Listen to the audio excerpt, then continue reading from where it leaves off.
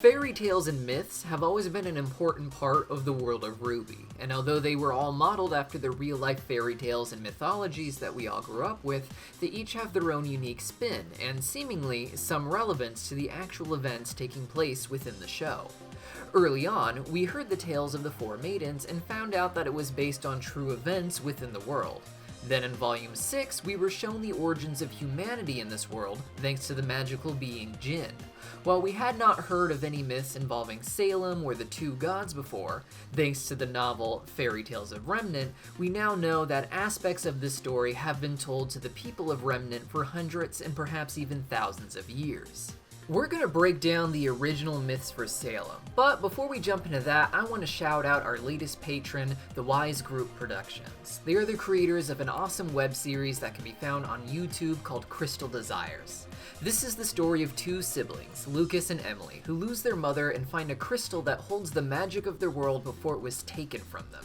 As each episode progresses, we learn how their different desires clash and about those that desire the crystal they now possess. It's currently on its second season, and with each episode, the production quality improves. Right now, Crystal Desires and the rest of the series made by Wise Group Productions are all being done for fun, but you can help support them by watching their videos or giving them a donation. We will be putting a link in the description down below to check out their channel, so make sure to watch a few episodes after finishing this video.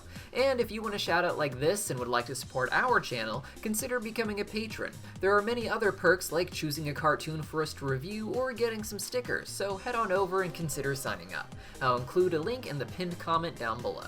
Now the book, The Fairytales of Remnant, has a large number of cool stories. I highly recommend buying it for yourself to read or even purchasing the audiobook, which Ozpin himself narrates in some parts. To avoid ruining the whole book for you, we will only be talking about two fairy tales, both of which provide an alternate telling to two stories we saw in Volume 6, one being about Salem and how she escaped the tower, and the other being about the two brothers and why they left Remnant behind. It should be noted that while these are the stories that people in the world of Remnant are familiar with, Jinn is said to be all-knowing, and we have no reason to think she is lying, so we should continue to look at what she showed us in Volume 6 to be the canon version of events, and look to these stories as simple alternate versions that came about after people only heard partial truths and continued to change and adapt the stories as they retold it over many generations. While it does not give us any canon information in and of itself, there is a lot we can infer about what these stories meant to the people of Remnant and why they were told in these ways. In fact, the premise of this book is not just that it's a collection of fairy tales, but that they are a collection of tales put together by Ozpin himself before his death, and he even includes his own notes and details about why these stories are significant to Remnant and to himself. By now, we should all be aware of the character Salem. We know from within the show that she was something of a princess in her early life, locked away in a tower by her cruel father, but we are never quite told why. Many men tried to rescue her, but only Ozma, a notable warrior from this time, was able to do so. He went in not with the intent of winning her heart, but simply saving her because he could, though the two inevitably fell for one another afterwards. According to the fairy tale version of the story, which may have its roots in the truth, but may not be entirely accurate even in places where it seems to explain or agree with the canon story, Salem's father was an adventurer in his youth who had fallen in love with a princess. All he wanted after marrying her was to have a son, but not only did she give birth to Salem, but she passed away during that birth. He ended up locking Salem away in a tower, presumably in a foolish attempt to protect her, as similar real-life fairy tales sometimes go, such as certain versions of Rapunzel or Sleeping Beauty. Consumed with grief, he did not like to see her very often, and over time started coming by less and less. In the show, we are told that many men tried to rescue Salem, but we are never told what their motivation is outside of her affections. We don't know how they know about her or why they see her as needing to be saved instead of as already being protected by her father. Within this fairy tale, it is explained that the king became obsessed with wealth and began taxing his people unduly to acquire more of it. Salem, meanwhile, had discovered that the magic that kept her locked in the tower only applied to herself, but that inanimate objects could leave. Inspired by the many books she would read to pass the time, she requested paper so that she may write her own story. Salem would write the same thing over and over again, explaining who she was and how she would marry any man who may rescue her from her prison and show her the world. She threw these papers out the window and let the wind carry them across the land, inspiring many men to try and come to rescue her, men who were already resentful of what the king had been doing to the kingdom in the form of taxes. Just like in the show, most of these men failed and likely met a terrible fate, but one managed to save her, who we now know to be the original version of Ozpin, Ozma himself, and they supposedly lived happily ever after. As I mentioned before, this is a collection of fairy tales brought together by Ozpin himself, and as such, each story has its own meaning to him that he wanted to share or deconstruct. In this case, he talks about how the story is unique and that the princess is credited with writing her own story in a way, using literal words on paper to set herself free from her prison.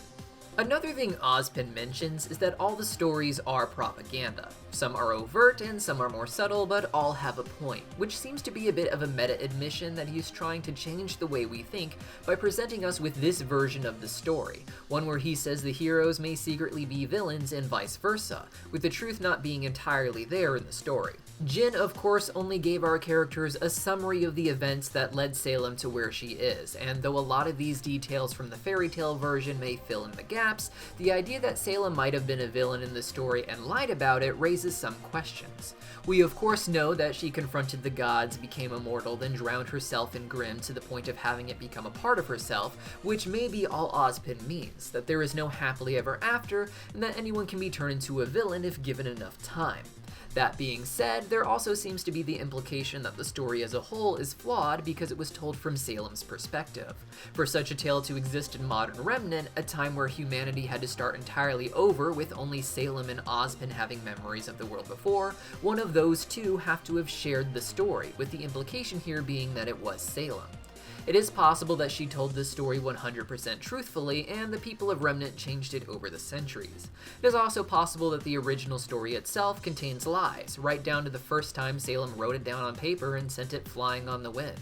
If that part of the story is true, then it is perhaps possible that she lied about the king, lied about why she needed to be rescued. It wouldn't surprise me to learn that the king, while still potentially cruel since Jinn acknowledged him as such, hid Salem away for reasons that weren't entirely personal. We don't know what truly killed Salem's mother or what her father's history was, but he may have seen the evil that Salem was capable of. While losing a loved one is extreme, destroying everything around you because of it is something Salem herself is known for. While she may have learned it from her father, I think this fairy tale and Ozpin's thoughts on it may be trying to show us that she actually was the cruel one herself, and that she projected her darker nature onto her father. After all, how many countless men died just trying to save her? Even back then, before she left the tower, she seemed to hold the lives of others in pretty low regard if it meant achieving her goals. But that is just a theory. What do you guys think? And for those wanting to know more about the fairy tales, you can always buy the books, but I will be doing one more breaking down the story of the two gods as the people of Remnant know it. So make sure you hit that subscribe button so you don't miss it. See you next time!